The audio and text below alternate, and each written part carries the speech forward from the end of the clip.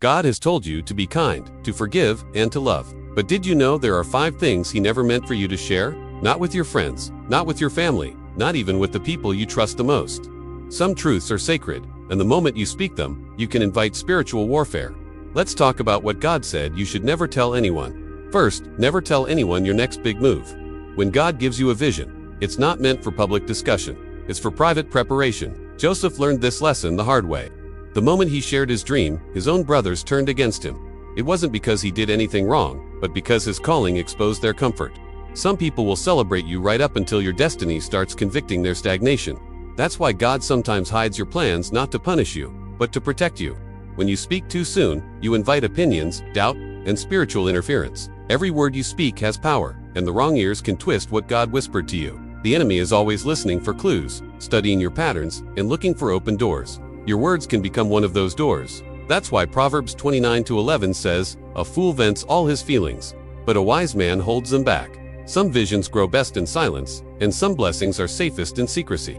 You don't need validation for what God has already confirmed. When the time is right, your fruit will speak for itself. So don't announce, prepare, don't explain, obey. Move quietly, pray deeply, and let your results preach louder than your words ever could. Second, never tell anyone everything God has told you in secret. Some things God speaks are meant for your personal revelation, not for conversation. When God whispers something to your spirit, a warning, a dream, a conviction, it's not always your job to explain it. Why? Because some people will mock what they don't understand. Others will twist it, question it, or plant seeds of doubt where God planted faith. Think of Mary. When the angel told her she would carry the Son of God, she didn't run around trying to prove it. The Bible says in Luke 2:19, she kept all these things and pondered them in her heart. Revelation can lose its purity when it's exposed to the wrong atmosphere. There are moments when God speaks to protect, to instruct, or to prepare you. If you release that word too early, you invite voices that were never meant to influence your obedience. Some divine instructions are like seeds. If you dig them up too soon to show everyone, they'll never grow. So guard what God whispers to you. Not every word is meant for the public. Some are meant for your altar, not for your audience. Remember, revelation is sacred currency. Spend it only where there's discernment. Third, never tell anyone about all your good deeds or sacrifices. We live in a world that's obsessed with showing everything, but God still values what is done in secret. Matthew 6:3 says, "But when you give to the needy, do not let your left hand know what your right hand is doing." When you seek attention for an act that should honor God, the reward shifts from heaven's approval to human applause. Some people do the right thing, but they lose the blessing because they want it to be seen. They post about it, mention it in conversations, or drop hints, hoping someone will notice. But God doesn't need you to prove your goodness. He's already seen it.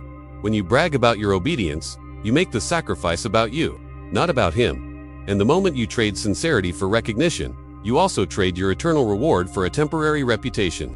That's why Jesus said, "Your Father, who sees what is done in secret, will reward you openly." That's from Matthew 6:4. Some of your greatest victories will never be public. Your tears, your fasting, your giving, they may go unseen by people, but they echo loudly in heaven. So give silently, pray privately, and love humbly. When you keep your sacrifices hidden, God makes sure your results can't be ignored. Fourth, never tell anyone your weaknesses while you're still in the process of healing. There's a big difference between a testimony and a wound. A testimony is what you share after God has healed you. A wound is what you need to protect while He is still working on you. Too many people open up to the wrong ears, hoping for comfort, but they end up just giving the enemy ammunition. Not everyone who listens to you actually cares. Some are just collecting information.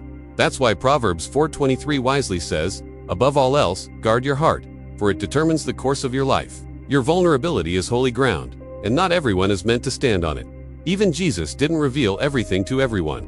He had the crowds, He had the disciples, and then He had an inner circle, and there were still things that only He and the Father shared. It's okay to be transparent, but be Spirit-led, not just emotionally driven. Share your battles with those who are anointed to handle them, not just with anyone who is available to hear them. When you expose a pain too early, you risk reopening what God is trying to close.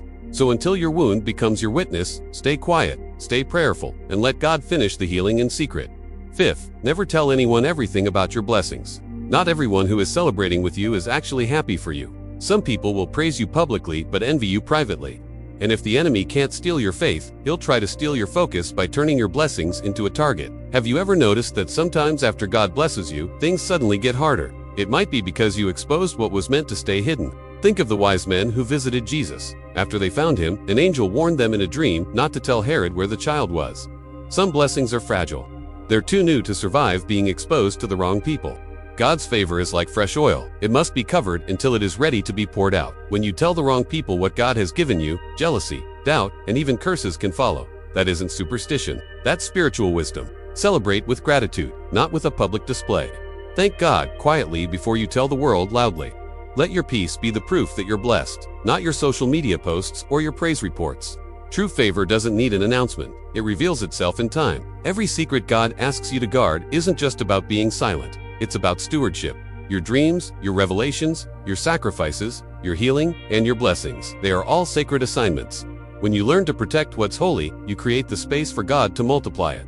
Because the enemy can't attack what he doesn't know about, and people can't curse what they can't see. So guard your words just like you guard your heart. Move quietly, love deeply, and let your life speak louder than your lips ever could. The truth is, God isn't trying to hide things from you. He is teaching you how to protect what is for you. When you learn to move in silence, He starts to speak even louder in your spirit. So, before you share your next dream, blessing, or breakthrough, ask yourself, is this for people's ears, or is this for God's glory? If this message spoke to you today, drop a guard it in the comments, and make sure you subscribe. The next message will reveal how God exposes people who secretly plot against your destiny. Stay covered and stay discerning. God is still speaking.